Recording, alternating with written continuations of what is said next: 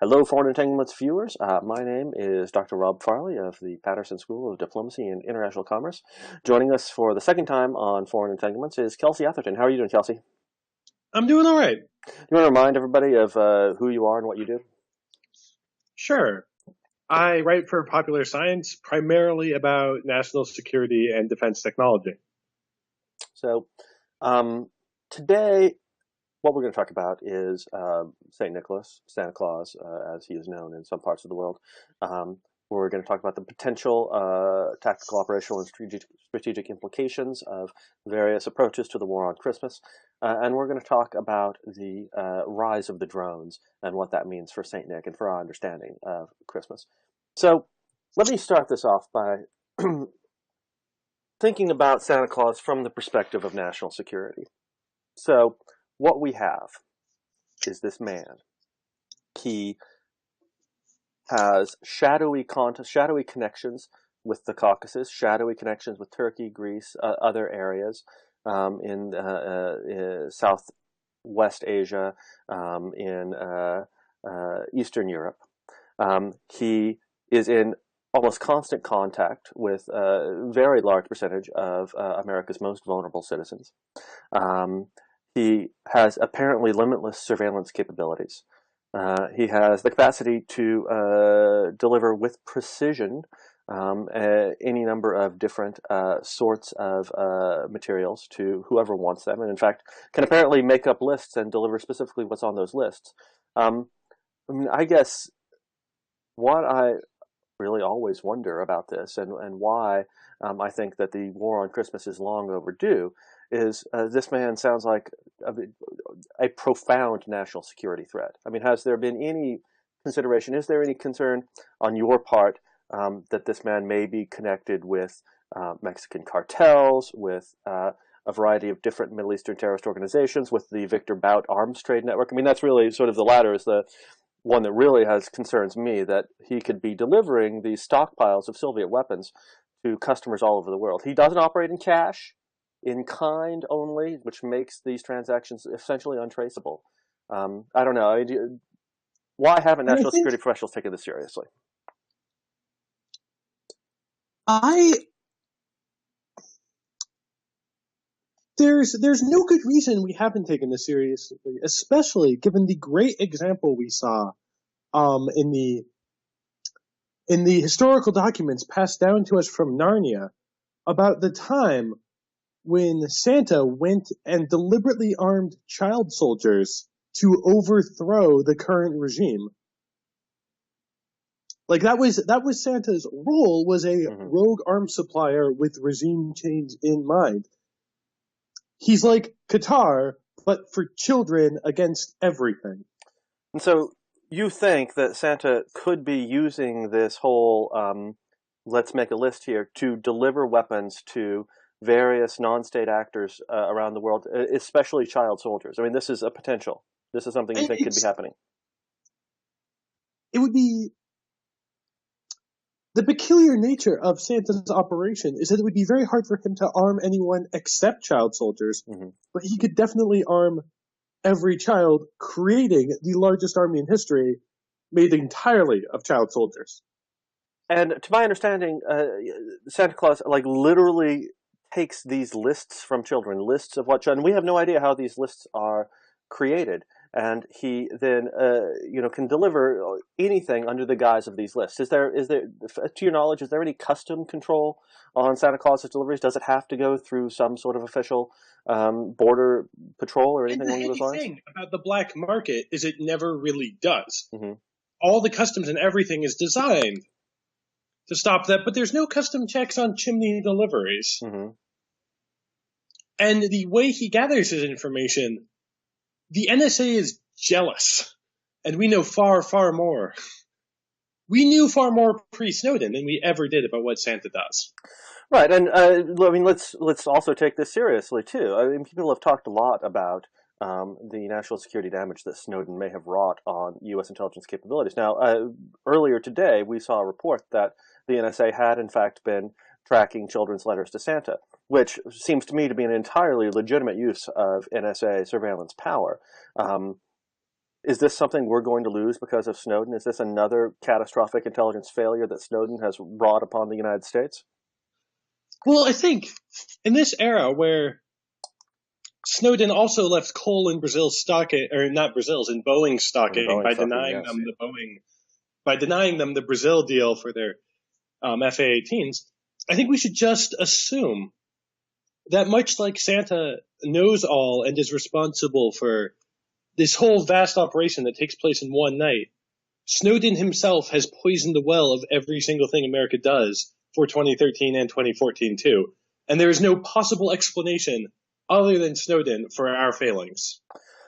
I can't see why anyone would be opposed to the notion that the United States, that the National Security Agency should be able to look and find whether Glenn Greenwald filed Ruin America on his Christmas list to Santa, right? Because I certainly think that's possible, and I think that it's entirely possible that he then communicated this to Santa Claus in some fashion, and then brought about this connection with Edward Snowden. If only the NSA could look into these sorts of communications, then we could start. But now all of that is ruined. What are our countermeasures right now for monitoring and fighting back against Santa Claus? Beyond, I mean, I know we have this NORAD thing where we track his sleigh going extremely fast, but what can we do to resist Santa Claus?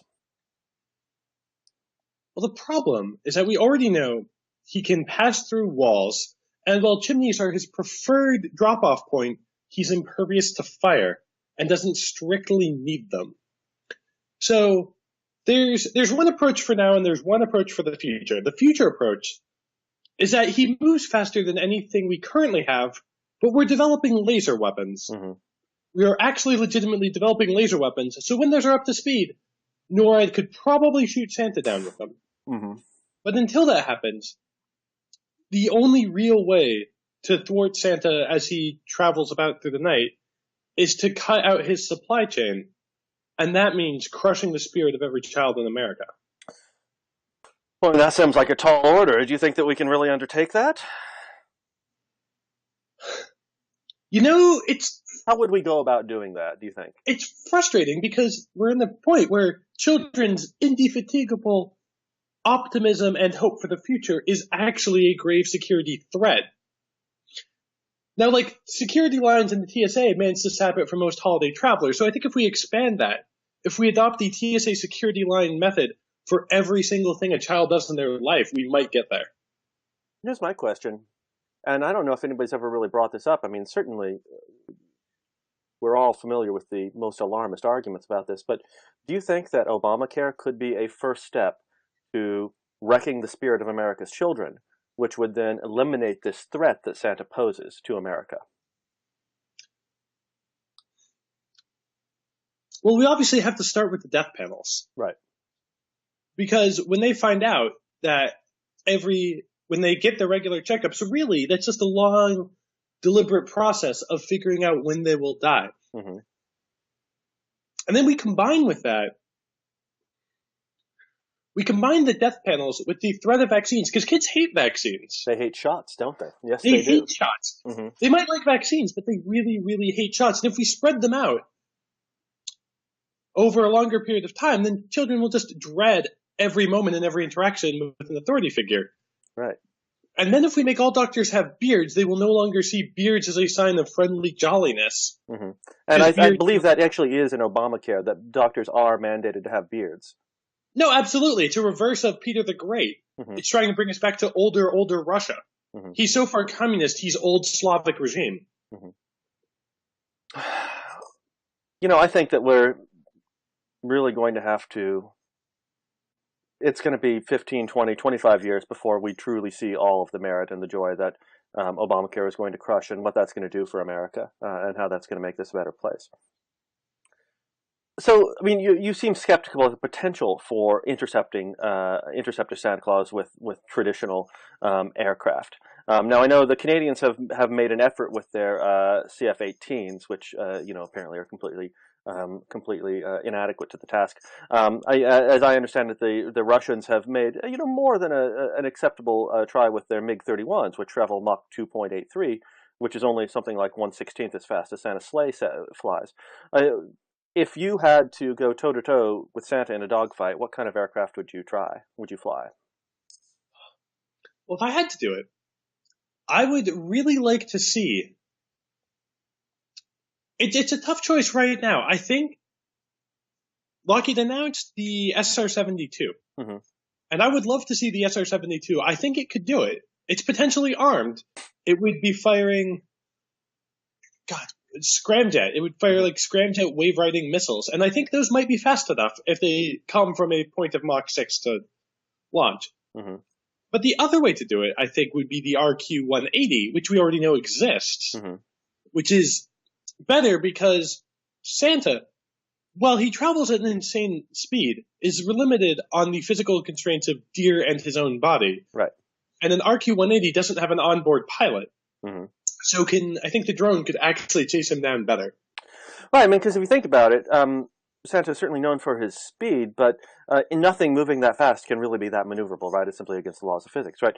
And so even something, slower than Santa, you simply interpose it in front of Santa, especially because the RQ-180, if I recall correctly, has stealth characteristics. Is that right? It does. Right. And so, I mean, literally, it could be on top of him before he even saw it, and thus cause a collision and destroy Santa's sleigh. So, Yeah.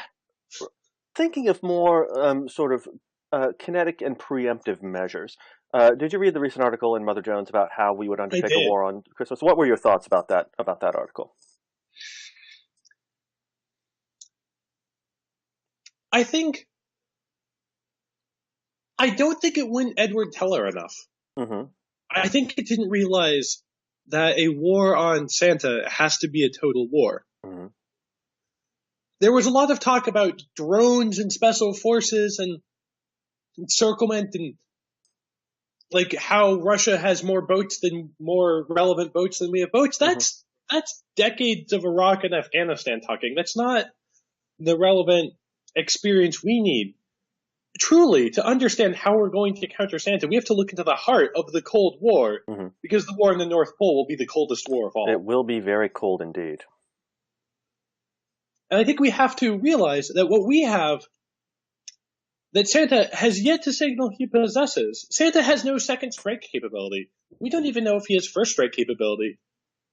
We have a tremendous nuclear arsenal, and we could quarantine the entire Arctic, make it a nuclear wasteland. Mm-hmm.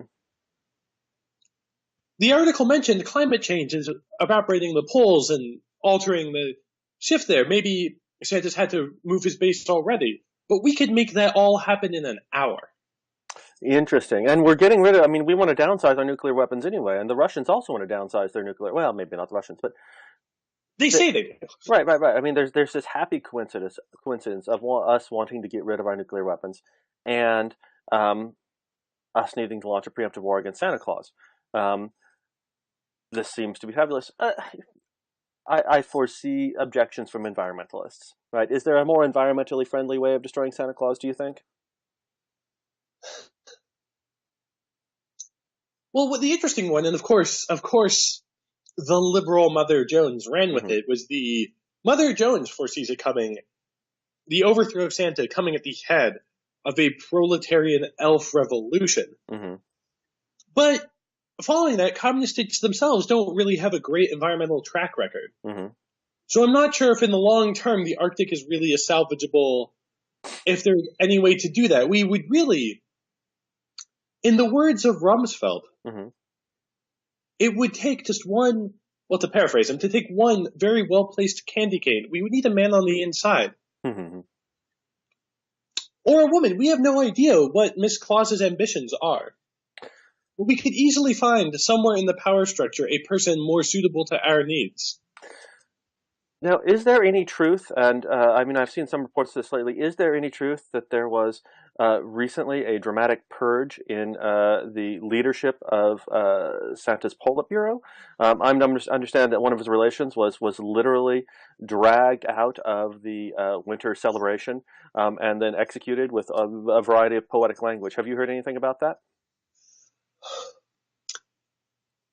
I have, but it's tricky because there's that broken radio broadcasting from the Island of Misfits toys, and while they have very legitimate grievances there, it's very hard to see how clear any of this is. Mm-hmm. They are they've legitimately been hurt by Santa, but they are also a colony dedicated to his overthrow. Mm-hmm. That said, and we don't want the Chalabi of the North Pole, right? We don't need a Chalabi for the North Pole. We don't need a Chalabi. We don't need a Batista. We definitely don't need a Karzai. Mm-hmm. What we would really like is a way. What we need is a MacArthur and then the elves to follow afterwards. What we need is a good military governor for about a decade. Or we could even go for a de Gaulle. He can be independent. They just have to not be a threat. Mm-hmm. But we need someone to go overthrow. We need a de Gaulle for the Patain that is Santa. That's interesting. So we're not formally at war with Santa at this point, despite the national security threat he may pose. I mean, can you think of any legal justification under which we could concoct a war? I mean, I really don't know. Is violation of airspace sufficient, do you think? Or is there any other way sort of that we could get the UN on board on this? Or are the Chinese just going to veto everything? We would have to make it the way to get past a Chinese and Russian veto on this is that we would have to make it about our own territory, and we have Alaska, and if the Alaskan continental shelf extends to the North Pole, then really Santa's realm is the Kurdistan of the North, which several states may claim the same territory, but none of them have an interest in it being strong and independent. And we could probably actually get Russia to collaborate with that. They would treat it like they would treat it like the Chechnya of the North. And we would revisit some darker moments of our past, but we could probably make a claim that it is our territory and a hostile, sovereign, independent movement that we have the right for territorial integrity to crush. Do you think Ottawa is going to be a friend or a foe on this particular point? I mean, Canada is mostly ice and snow in any case, right? So they are sort of equipped to be friendly with Santa Claus, but they are very much like the Kievan Rus. We're friendly with the Mongols next door, right? They know where the powerful nomadic neighbor is. They've got to be on good terms with them so they don't get crushed. But I think when they see the tide shifting, they will swing fully in, because if they don't join with Russia and the United States in carving up the Arctic, or in liberating the Arctic from the elves of the Arctic from Santa's cruel dominion, then they will find themselves sorely lacking. They want a slice of the pie, and I think they will join with the winners when they see it happening. Right. Now, you and I both contributed to a symposium on the Battle of Hoth, which was at Danger Room when Danger Room still existed. It seems to me obvious that there are important lessons to be learned here from the Imperial offensive against the rebel base on Hoth. I mean, is there anything that really leaps out at you where we can sort of take this Imperial experience and say, this is what the Empire did right or wrong, and this is what we should know in our effort to storm Santa Claus's Castle of Doom? Absolutely. I think the most important lesson, Hoth was, by most measures, an Imperial victory, but the rebel leadership escaped. It's basically like the Tora Bora of space. Right. And what we really need is a way to we need a way to make sure that Santa doesn't escape, because the elves may be the base of his network, but he himself is really the power and the heart of it. And as long as he exists, and there is joy in a child's heart, then it can restart somewhere. He could relocate to the Himalayas. He could try Kilimanjaro. We would need to stop him there.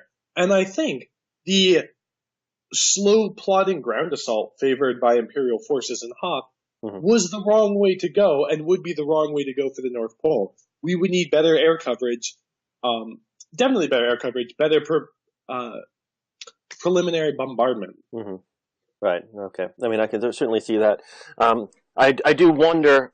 I wonder about Santa Claus's anti-air capabilities. I mean, I wonder whether sort of our traditional B-52s and B-1s and B-2s are going to be able to undertake that strikes. I mean, do you think, is there the possibility? I mean, especially given Santa's ability to create this hypersonic vehicle that he has, do you think that he has sufficient ballistic missile defense to prevent this bombardment strike that you're suggesting? I mean, certainly if you can create one sleigh, why not just tie a reindeer to um, a kinetic device and have it strike our ballistic missiles as they enter the atmosphere above him?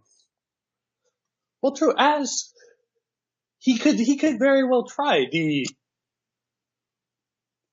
reindeer-born intercontinental ballistic device. He could Hmm. very well do that, inspired as drawing from the lessons of the Taliban, and actually Hmm. a device pioneered in my native New Mexico, the donkey-born IED. Hmm. Um, but he could well do that. He could do that. But we know that there's a very severe limitation to how reindeers fly and how sleighs powered by reindeer fly. Hmm. They are terrible at winter visibility. Oh, that's right. That's They right. are profoundly terrible at winter visibility, and while there may be a time where the sleigh was still the premier craft of the air, the United States especially has made great leaps in the ensuing decades of flight with instrument flying Hmm. and with sensors that we can read. We do not need a red light to shine the way through storms. If we waited to launch our attack in a storm, however fast Santa goes, there would be no way to steer it. And the donkey carried anti-ballistic missiles would also fail.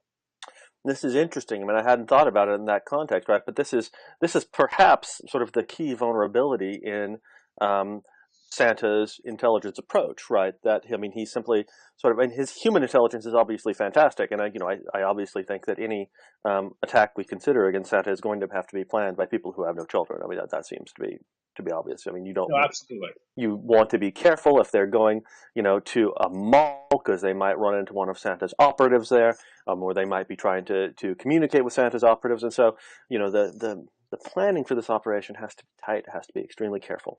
Um, but I mean, you're at the ability of Santa Claus to really identify anything beyond visual range is it seems to be remarkably low. Although I wonder still if there aren't going to be political restrictions on our ability to use BVR targeting against Santa's assets. I worry about that. Um, is there a role for? I mean, how do we think about the problem of Saint Nicholas in context of the rise of the drone? Now, you write a lot about drones. You've written about Amazon's scheme for using drones, and you've thought a lot about drones. What do drones mean for Santa Claus, for Saint Nick? Actually, offer offer the potential for a peaceful counter to Santa's own delivery network. Hmm. Is that rather than the competition of the 19th century over massive wars between states, we could compete with trade. Hmm. We could undermine his economic efficiency. Amazon already runs pretty close to the best logistical rival to Santa's operation. Hmm. And if they could have flying helpers, drones, beaming drones, symbol of our mechanical technological future, deliver the very presents to the children's doorsteps, Hmm. that itself is enough to redirect their capacity for wonder towards machines we control rather than bearded religious figures hiding in the wilderness that we don't. Now that's interesting, right? I mean, that would sort of that might at least ameliorate the need to crush the spirits of America's youth. Um, Right. We just have to redirect it. You don't have to kill the old god. We just have to give them new ones. right, right, and so a future in which America's children worship mechanical drones. I mean, really, that actually seems quite positive to me, or at least a significant potential. And now, does there need to be again? I hate to get back to the kinetic option, but does there need to be some consideration? Do we have, as far as you know? So I mean, so let's say that in addition to pursuing this quasi Amazon, oh, it's not Santa Claus going to deliver your toys anymore. It's Happy Robot Drone Boy, or something like a flying Roomba. Um, Instead of, in addition to that, could we also use drones to undertake this more kinetic option? but with less than sort of delivery of nuclear weapons. But just, can predators fly over the North Pole? Is that possible? Can Hellfire arm predators? Is that, could that be done? Could we literally thin Santa's reindeer herd and just make him, eventually? I mean, signature strikes. You don't need to know that much about a reindeer. If the reindeer's in the air, you don't need to know who exactly it is, whether Dasher or Blitzit. It's an enemy. Right, right. And we are already, I mean, we've already gotten to the point where we hear about drone strikes on weddings and there's not much terrible outcry. Mm-hmm. Accidental reindeer deaths, if they're just portrayed as, oh yes, a hunting accident, then that would be fine. Right. Generally, that would be sellable to the public. You could. The trick is that the drones we use for signature strikes fly where the weather is relatively awful. Mm-hmm. But I believe I need to double check whether or not global hawks could be armed, but they fly high enough that they could probably drop down. Mm-hmm. That they could probably drop from on high. We could do it. We could use signature strikes on the reindeer herd. We could probably even use it with human sourced from the island of misfit toys. Oh, that's interesting. That's interesting. And you know what? I mean, when I'm hearing you here, sort of about these modifications to older drones, perhaps even the development of newer drones, it honestly sounds like Christmas for Lockheed Martin to me, right? Christmas for Lockheed Martin, Christmas for Northrop Grumman, right? For all of the people who could come up with newer and more effective drones, all-weather drones, all-weather, cold-weather, capable drones that could fly over the Arctic and that could defeat America's enemies before America's enemies show up. I mean, absolutely. As I said earlier, it would be a Cold War, and the Cold War was nothing if not 45 nonstop years of Christmas for defense contractors. Right, right. And if there's one lesson we can take away from this, it's that first, well, I guess two lessons. First, we need to crush America's joy, except for defense contractors.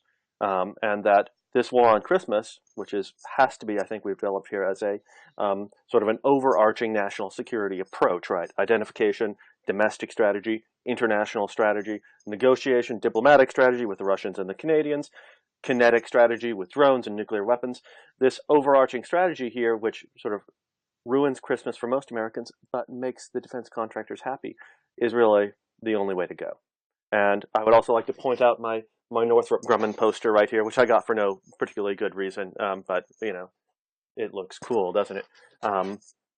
And also, if Lockheed Martin wants to send me a check or wants to send you a check, that would also be welcome, right? I would, listen.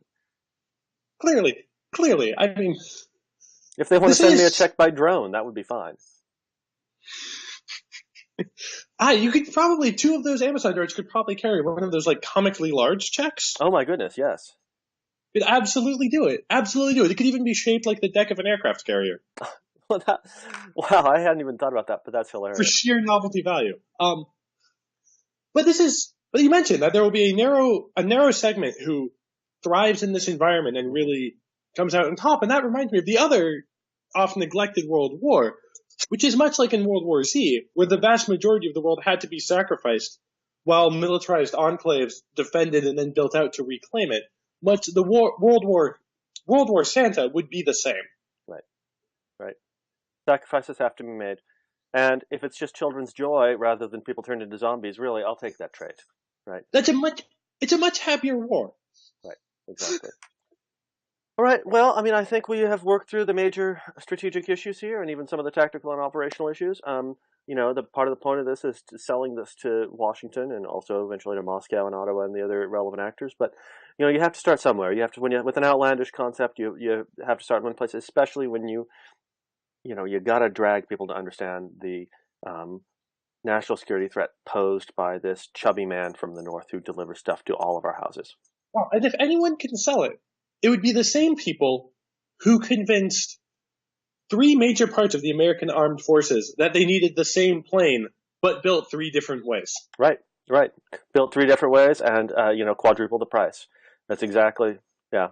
That's the minds we need. That's the team we need to really convince America of the threat that Santa poses and to then lead the charge to capture or eradicate his rule. All right. Well, sir, next year in the North Pole. In the north. All right. See you later, Kelsey. See ya.